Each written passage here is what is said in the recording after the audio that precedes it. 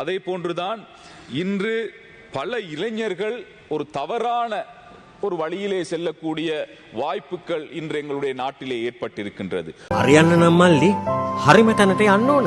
LOLC Finance හරියන්න හරිම තැන. குறிப்பாக இந்த போதைப் பொருள் போன்ற விடயங்களை நாங்கள் பார்க்கின்ற பொழுது இன்று இளைஞர்களை குறிவைத்து செயற்படுத்துகின்ற ஒரு திட்டமாக இன்று இந்த போதைப் பொருள் என்ற ஒரு விடயம் இன்று பரவலாக குறிப்பாக எங்களுடைய பிரதேசமாக இருந்தாலும் எங்களுடைய இன்று இந்த நாட்டிலே இன்று இந்த போதைப் பொருளுக்கு அடிமையாகின்ற ஒரு சமூகமாக எங்களுடைய இந்த இளைஞர் சமூகம் மாறி இருக்கின்றது.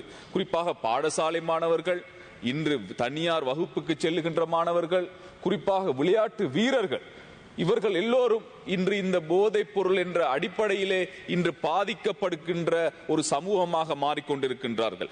ஆகையால் இந்த விடயத்திலே அரசாங்கம் என்ற அடிப்படையிலே நாங்கள் கவனம் செலுத்த வேண்டிய ஒரு நிலையிலே நாங்கள் இருந்து கொண்டிருக்கின்றோம். என்றால் நாளைய எதிர்காலத்தினுடைய இவ்வாறான இளைஞர்கள் இன்று இந்த போதைப் பொருட்களுக்கு அடிமையாகுகின்ற காரணத்தினால் பல விடயங்களிலே இன்று இளைஞர்களுடைய அந்த செல்வாக்கு பங்களிப்பு குறைந்து கொண்டு செல்லுகின்ற ஒரு சூழல் காணப்படுகின்றது.